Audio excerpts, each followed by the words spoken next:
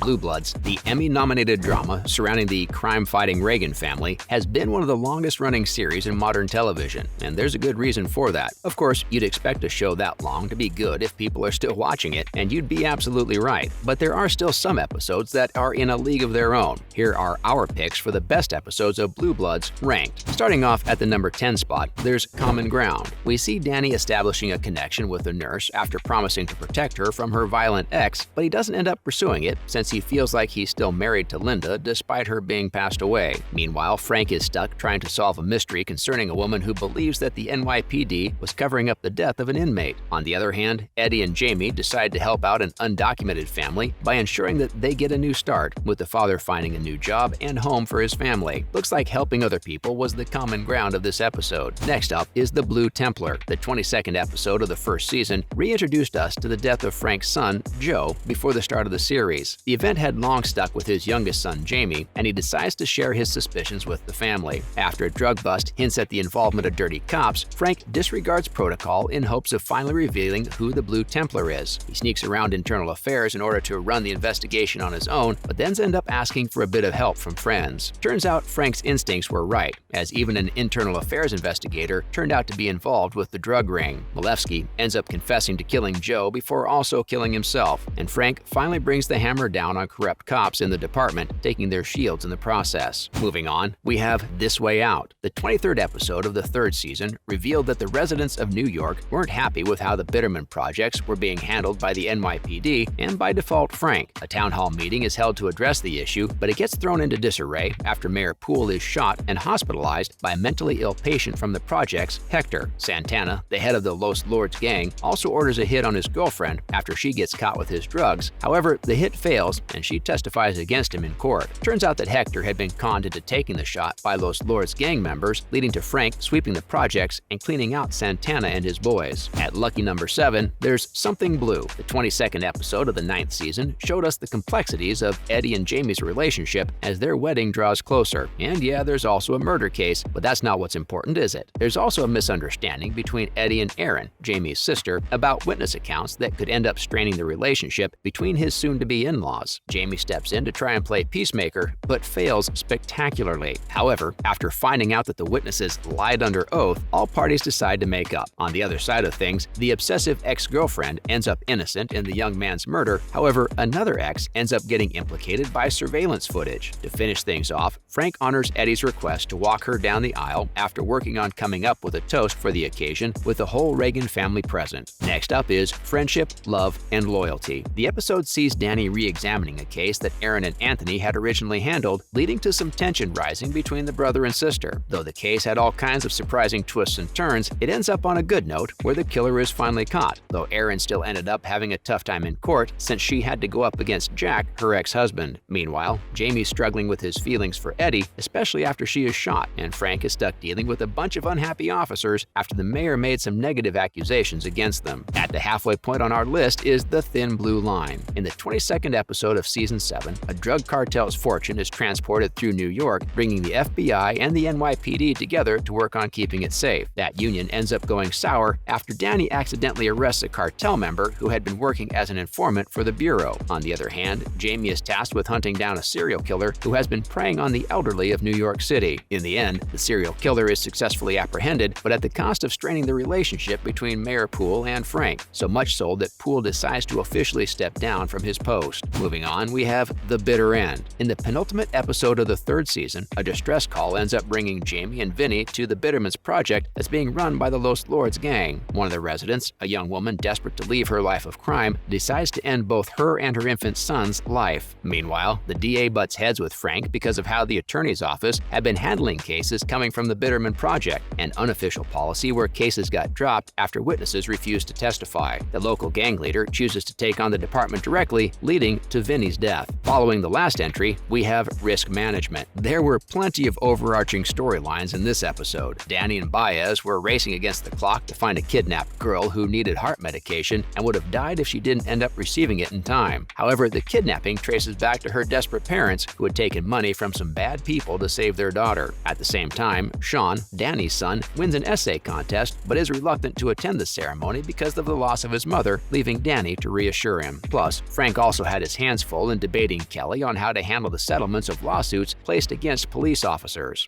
Penultimate entry on our list is The Art of War. Tensions flare after a member of the Reagan family gets shot while protecting a patient. The Reagan family decides to take up arms, with Danny leading the charge. Curtis, the attacker, turns out to have been pressured by a gang to carry out the attack as they were holding his mother hostage. Danny's forced to think outside the box, but manages to find Curtis and try to get some info on where Hunt, the man who ordered the hit, might be. After keeping his emotions in check and doing his job, Danny gives Frank the ammo he needed to sink Clinton Wallace, the Warrior King boss, for the death of Chief Kent, a federal agent, and land him the death penalty. The episode showed us that even men like Danny, who tend to be a bit reckless, can still be calm and more productive in difficult situations. Before we get to the number 1 spot, here are some honorary mentions. First up is Loose Lips. Jamie ends up in the crosshairs of a vindictive boyfriend for simply speaking to a lady who is beaten and bruised. In fact, he and Eddie barely manage to escape after Jamie's car gets firebombed. The incident set off a chain of events that puts the thug in question before a jury, only for him to get released once again. However, after Eddie goes missing, the whole team comes together to save her. Also, another one is You're 6. This was one of the warm-hearted entries where the beauty of a community having each other's backs is on show. Frank tries to get Jamie, his youngest son, to take the next steps in his career, but he prefers to stay on the beat, passing the opportunity over to Eddie. On the other side of things, Erin proposes a date with her ex-husband Jack, which rubs Anthony the wrong way, leading to a confrontation since he believes Jack never treated Erin well, which was pretty much true. The lives of Danny and his fellow cops are saved by his arch-enemy in a shocking turn of events, proving that even criminals can sometimes do the right thing. And finally, at the top of our list is My Aim is True. The Season 8 finale was a game-changer for the Reagan family. The Prospect Park 6, 6 men who had been wrongly convicted for over a decade, are finally released, but one of them hires a hitman to take revenge on the arresting officers by murdering their loved ones. Eddie also saves Jamie's life, and she officially becomes his fiancée. She even gets to have Sunday dinner with the rest of the family. That's a wrap for this video. Do you agree with our list? What episode of Blue Bloods was your favorite? Let us know in the comments below. Make sure to give this video a thumbs up and subscribe to our channel for more videos like this. See you in the next one.